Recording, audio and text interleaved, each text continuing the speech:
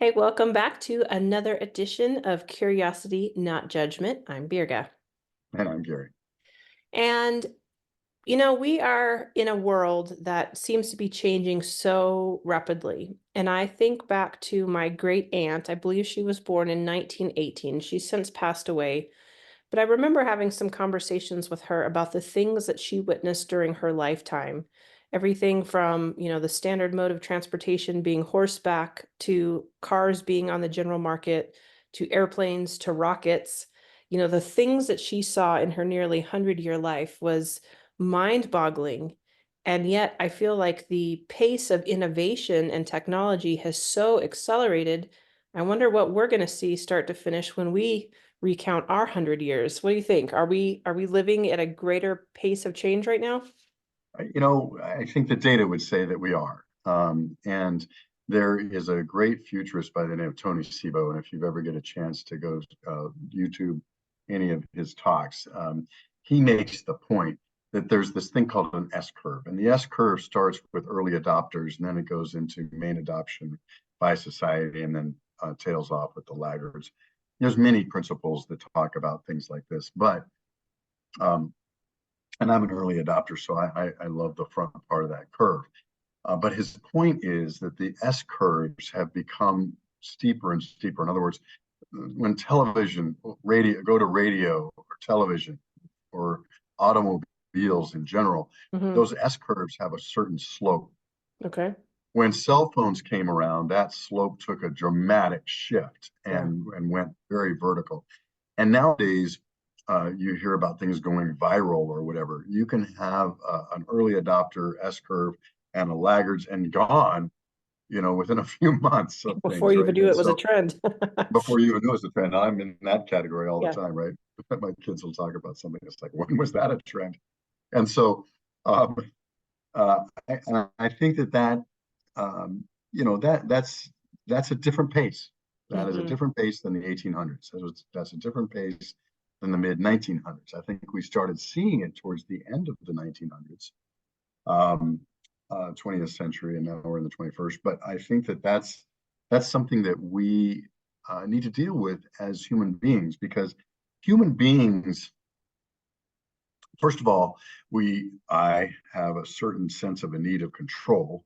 Second of all, if things move too quickly, I feel out of control, or at least too quickly than I perceive that I can keep up. And third of all, there's that principle of evolution versus revolution. Evolution is things are incrementally changing and I can keep up. Revolutionary is the whole system's going to be scrapped and redone. Mm. And can I keep up with that? Is that something, AI is a good example of Yeah. this. Is this going to be incremental, or are we going to be able to? I mean, people are talking about government regulation, people are talking about all this stuff. Are we trying to contain this thing? Is it just going to make it explode faster later? Mm. Or can we all keep up as it incrementally changes? And am I concerned about that? And I think a lot of us are.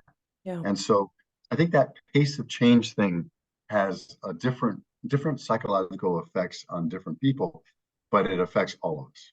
Yeah. I can think of a few people in my life who are just technology averse. Like they don't want to know it, they don't care to learn it, and they're fine with it not being in their life. And there is a resistance from, I don't know if it's a generational thing or a personality thing, but there's a resistance to change that I think that we all have to certain degrees. And then as it applies to technology and devices that are completely unfamiliar from what you knew as a child or a young adult, it does take a lot of mental effort to learn some of these things. And so, I have compassion, I suppose, for those that just feel like, hey, I've reached my limit. This is too foreign to me. I don't want to learn it. I don't know it. But then, they get left behind because we've changed the way that we communicate because of technology. Well, I have an example from just last week. The way I get my internet is through a local cable company. And much to my chagrin, I called to talk to somebody because I had switched from a business account to a personal account. I had some equipment that the person couldn't take with them. I'm trying to figure out how to return it to them, et cetera. And I can no longer talk to a person. It is all you start out with you start out with a virtual chat and an AI chat, Yeah. and then they finally get tired of you and they give you a live chat.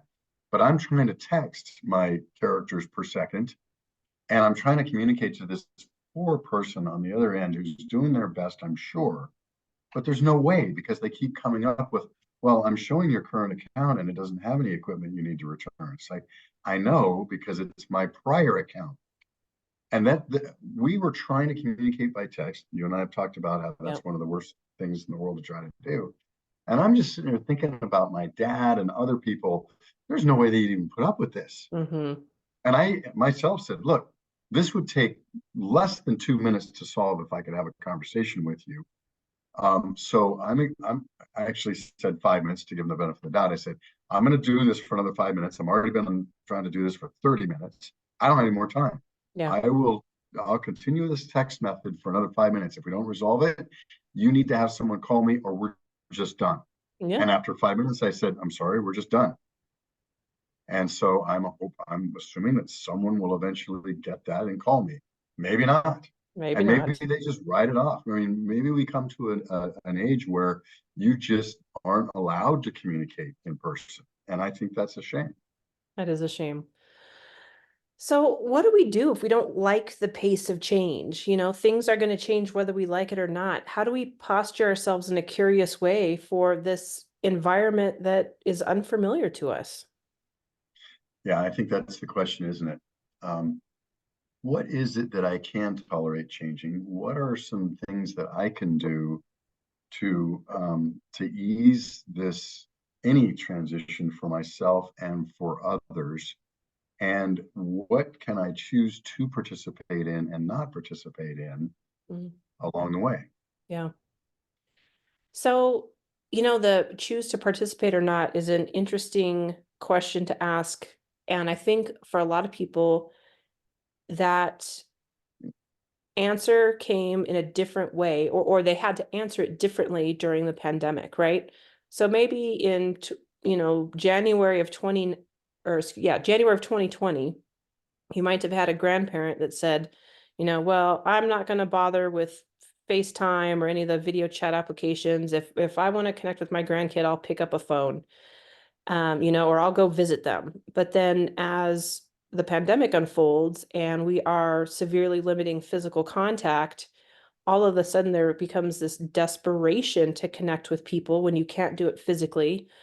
Of course, you could still pick up a phone, but there's that desire to see one another. And so those that maybe had been previously adverse to, that FaceTime video chat technology, all of a sudden are finding, oh, I'm willing to learn in the face of this. Yeah, and I think that look, you and I are both advocates of not putting your foot in the ground and saying never, and that's not curious, that's judgment. Yeah. Um, but I think there's ways you can do it. If I'm building a system where I'm going to transition from a human conversation to only text and chat, then I might want to consider a transition period, Mhm. if I'm on that end of it, the one that's implementing it, of an escalation period that does go to a human conversation for a while, and then track how many of them go that way, and then make tweaks to my system to make sure that we certainly try. Because when we call these voicemail chains these days, they're all trying to get us to refer to a website or to an FAQ or to something that's going to prevent the human interaction, because apparently the human interaction is the most expensive, even though that's the way business used to always be done, Right. right? All of a sudden it's not. Where's that extra money going? Where's the revenue going? Is it in squeezed margins, or is it, where is it going? And so I think we can be curious as we implement, and we're the ones that are doing the change unto others. Hmm. Be sensitive to how fast people can change, and in what ways they can change. If we are the recipient of the change, what can we do to make some effort to adapt, but then also to be able to give feedback into the system of okay, this one's going a little too fast, or we need to have a little tweak in this direction. I think some of the things, and I'll speak for myself, I sometimes get so frustrated, I just throw up my hands, as opposed to be able to provide some feedback into the system of, hey, why don't we try this? Mm-hmm. You asked a couple of questions if you're on the side of those providing service about something akin to what is the pace of change that people can tolerate. And I think that's a really fascinating question to ask as a business owner, a business leader, or somebody who's implementing some sort of a policy-wide change within an organization. What is the pace of change that people can tolerate? Because, you can come in and say, all right, we're moving from system A to system B. I don't want any complaints. It's just the way it is. Let's go. And you may have, 80% of your workforce be so unhappy that they're on the brink of quitting. And so, that hard and fast rule doesn't do anybody any good. And taking the time to be curious about the construct of your workplace, the people that are employed by you is really going to be pivotal in having that level of change be successful. There's no question. And what feedback loops, what monitoring loops do you have within your organization that tells you when they're at the brink Yeah. of change? Because change is, I mean, the old adage, what got you here won't get you there. We know we have a sense that change is inevitable, but I can't change everything at once. Yeah. I have to focus on certain things changing at certain times. And if I've got too much change at once and it causes so much stress that I'm going to start, lashing out and or not participating, that's not okay. Hmm. So how do we do that? And look, so everybody's on a curve, right? We all know about the histogram. You've got the folks who can, change by the time you finish the paragraph explaining the change. Hmm. And then you've got the vast people in the middle, the three sigma, that are going to need some help in the change and some instruction and some expectation setting. And the fact that we are going to change, don't try to sabotage this. This is going to happen. But Hmm. now can you be can I participate in how that change Yeah. is going to happen? Then you've got the tail that, like you said, I'm never going to change. I'm Hmm. not I don't embrace, I'm never going to get on a computer, right? Well, and we saw that that only worked so long. Now everybody has to or gets to interface with computers, right? Yeah. And so I think that businesses are taking a business risk, a managed risk. I think most of them would say that they're going to address the three sigma in the middle. I think what happens is sometimes we say we need to shift this from a cost control or some other constraint situation. All my employees are demanding to work from home, whatever the constraint is. Hmm. We're saying, okay, we're going to push on this. We know we're going to lose a certain amount of people, but if we don't do this, the business isn't going to work in the future. And they're taking a calculated risk. What are those risks? And are we very clear about them? And are we communicating them properly? Yeah. And then I suppose what happens when your consumer base pushes back against the change? Was it you that was telling me the story about the price changes at one of the fast food joints that they were going to go to a different pricing structure and that the public was just in an uproar about it? Was that you telling me that story? It wasn't me, but I've heard some things about that recently. There's a couple of them going on. There's one in California that's made some headlines, and another one somewhere else. But yeah, there's a few of those going on. Yeah, well, I'm drawing a blank as who shared this with me. It was very recently, but about one of the major fast food corporations had said they were going to introduce like peak pricing, like some Yes, of the travel companies do, and I think it was that Wendy's. Wendy's, Yeah, yes, when that got out to the general public, oh boy, did they get an earful. that's right. Well, and I'm sitting here today in California, and you and I have the luxury of living in Albuquerque and don't have to put up with these things. But now in California and in Florida, and I'm sure it's happening in other places too, you can actually pay money to go faster in your car. Really? It used to be, oh yeah, it used to be diamond lanes and oh, I'm Oh, traveling like with my wife. toll. Yeah. This is fun. I can just go in the diamond lane with two people. Now it's three plus, and it's called an express lane for miles and miles of the 101, for instance. I was on it yesterday. And it is there's a sign that says if you want to go from here to the Ralston exit, it's going to cost you an extra 225. Come Wow. on over. and it's electronic. Everybody has these fast flex things in their car, and you start going in that lane, and it's all automatic, and you get charged extra money. Mm, And I was thinking $2.25. Is it worth it getting to my hotel faster for that? And I was thinking it's only $2. And then my wife said, but you know what? If you were doing this every day and commuting, and that was this exit to this exit was this, and then the next exit to the next exit was that, and it adds up, oh, yeah. because I was thinking, well, why isn't everybody paying $2 and traveling? And by the way, it wasn't for the whole trip, it was from here to here, right? And so anyway, those kinds of things, they do have peak pricing. And I just always wonder about that kind of stuff. Are we heading in the right direction as a society when I can just pay more to get out of standing in line or get out of something? I, I'm sure that there's many people who don't care if their Wendy's burger is an extra dollar or if they get it because other people aren't in line anymore because they choose not to pay the extra dollar. But Mm, is that a good differentiation? Are we going to just force more haves and have-nots? And how does that work? yeah.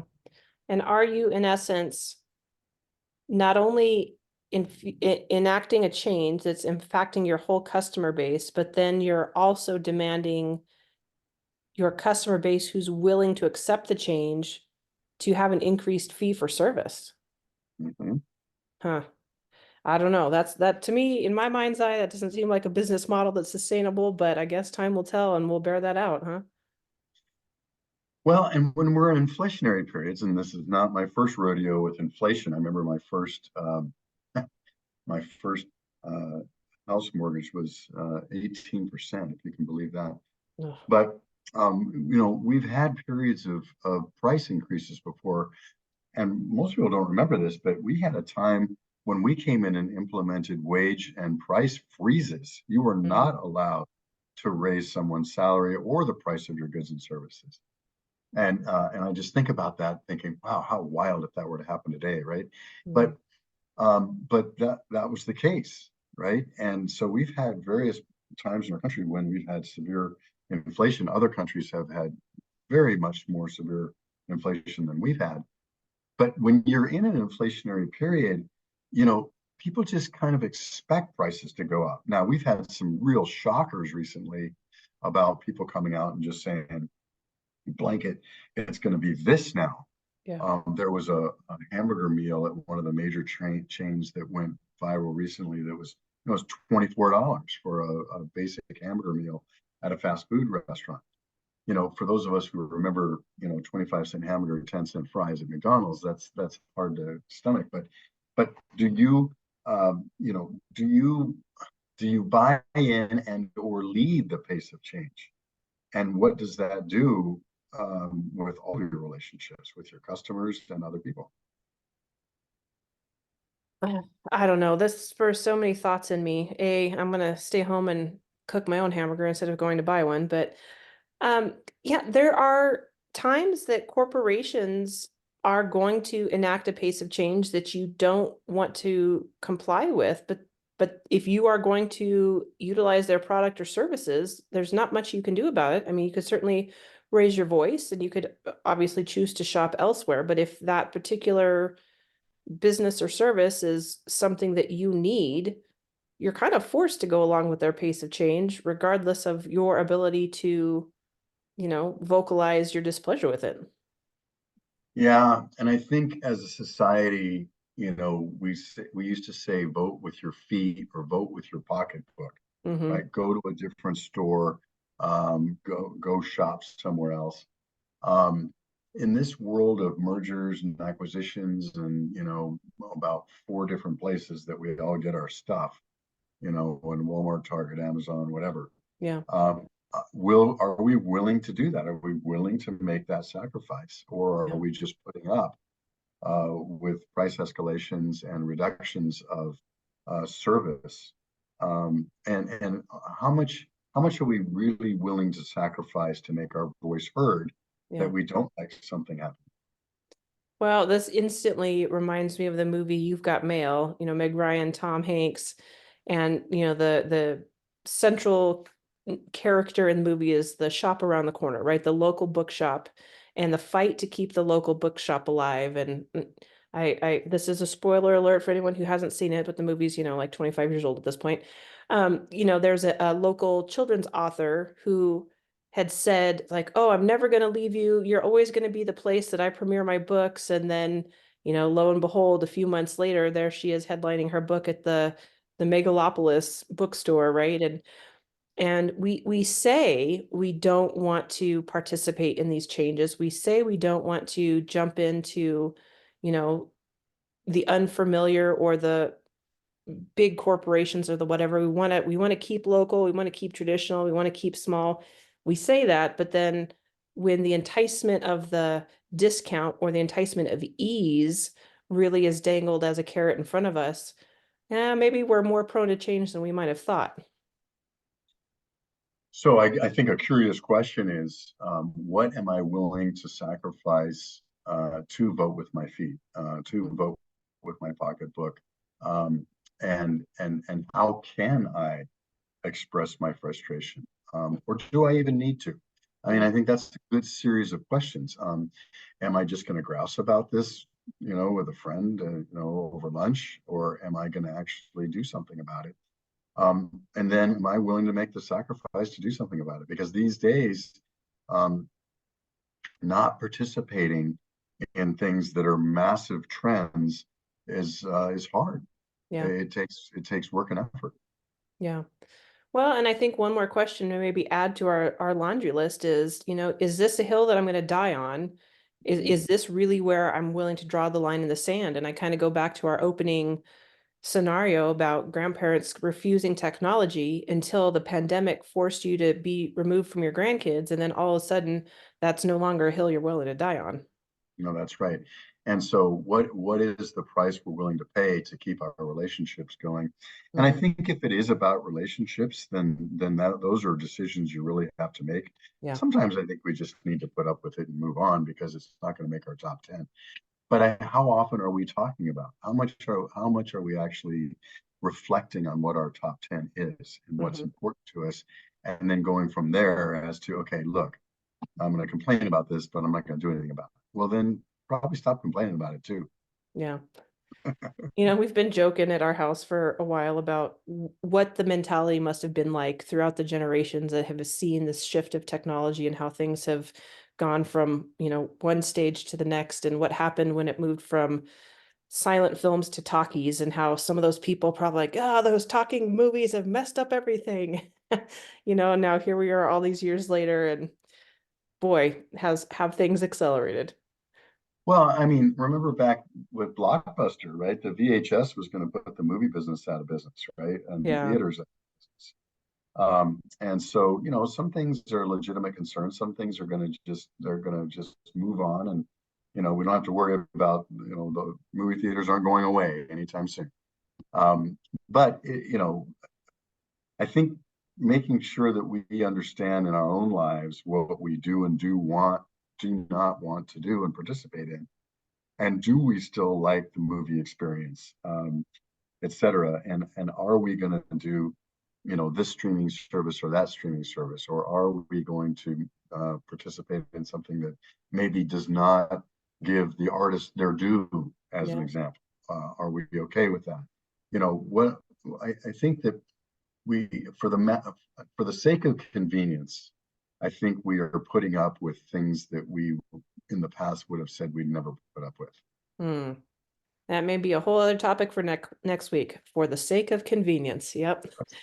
All right. Well, speaking of convenient, it's been convenient meeting with you by Zoom as you are a few states away, but always stimulating conversation, Gary. I appreciate it. All right, everybody, take care. All right. Have a great week. Bye-bye.